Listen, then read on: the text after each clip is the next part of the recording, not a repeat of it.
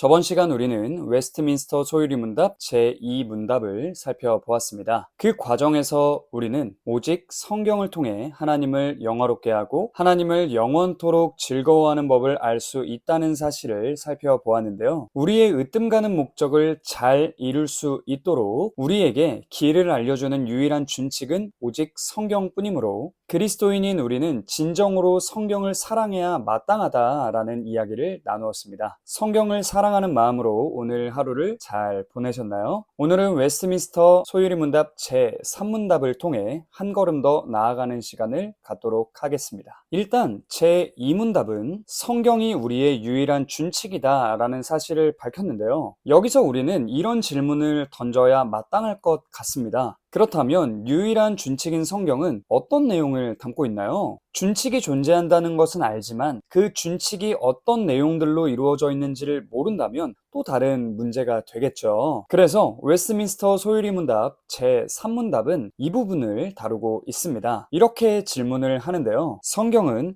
1차적으로 무엇을 가르칩니까? 그리고 이렇게 답을 합니다. 성경은 1차적으로 사람이 하나님에 관하여 무엇을 믿어야 하고 하나님이 사람에게 어떤 의무를 명령하시는지를 가르칩니다.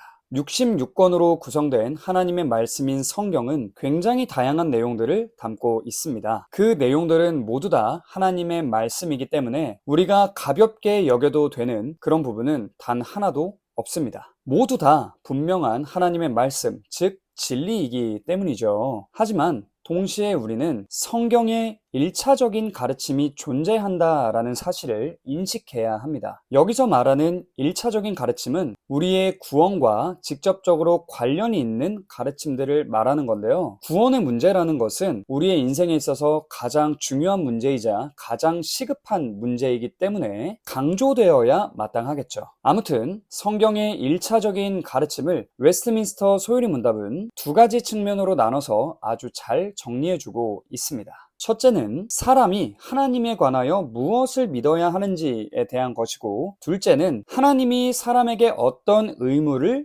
명령하시는지에 대한 것이다. 한 가지씩 이야기해 볼까요? 먼저 우리는 우리의 으뜸가는 목적을 잘 이룰 수 있도록 우리에게 길을 알려주는 유일한 준칙인 성경을 통해서 하나님에 관하여 무엇을 믿어야 하는지를 깨달아야 합니다. 생각보다 많은 그리스도인들이 신앙생활에 있어서 이 지식이라는 요소를 좀 가볍게 여기는 경향이 있는 것 같습니다. 그런데 하나님을 향한 바른 믿음을 갖기 위해서는 우리에게 지식이라는 요소가 너무나도 중요하다라는 것을 기억해야만 합니다. 하나님에 대한 바른 지식이 없이 하나님을 믿는다거나 내 느낌대로 혹은 내 상상력으로 빚어낸 그런 존재를 성경이 말하는 하나님이라고 착각하고 믿는다거나 하면 그것은 맹신이 되어버리고 맙니다. 그러므로 우리는 성경이 1차적으로 우리에게 하나님이 어떤 분이신지를 알려주고 하나님의 속성과 성품에 대해 알려주고 있다는 사실을 기억해야 하고 그것을 알기에 힘써야 마땅합니다. 맹신에 빠지지 않기 위해 성경적으로 바른 믿음을 갖기 위해서 말이죠.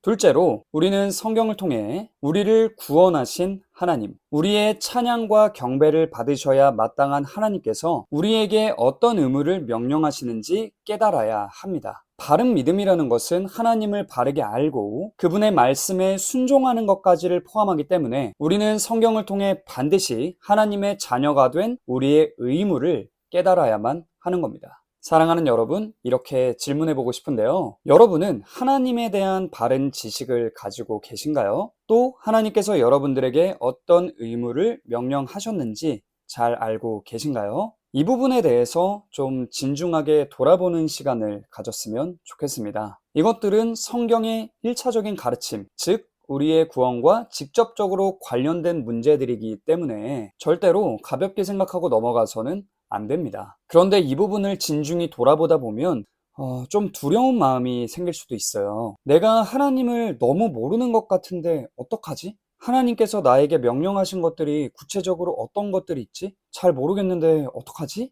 이런 생각들이 얼마든지 들 수 있습니다. 웨스트민스터 소유리 문답은 이런 우리가 하나님에 대한 바른 지식을 가질 수 있도록 하나님께서 우리에게 부여하신 의무를 바르게 인식할 수 있도록 정말 잘 도와주는데요. 다음 시간부터 살펴볼 제4문에서 제38문까지는 사람이 하나님에 관하여 무엇을 믿어야 하는지에 관한 내용들을 담고 있고요. 제39문부터 제107문까지는 하나님이 사람에게 어떤 의무를 명령하시는지에 대해서 자세한 내용들을 담고 있습니다. 이 내용들을 우리가 잘 배우면 됩니다. 그래서 저는 함께 웨스트민스터 소유리 문답을 살펴보는 이 기간을 통해 저와 여러분 모두가 하나님의 말씀 앞에서 바르게 서는 그리스도인들이 되기를, 하나님을 더욱 충만히 누리는 복된 그리스도인들이 되기를 간절히 기도하는 마음으로 준비해 나가도록 하겠습니다. 여러분도 함께 기도하시면서 따라와 주신다면 너무 감사할 것 같습니다.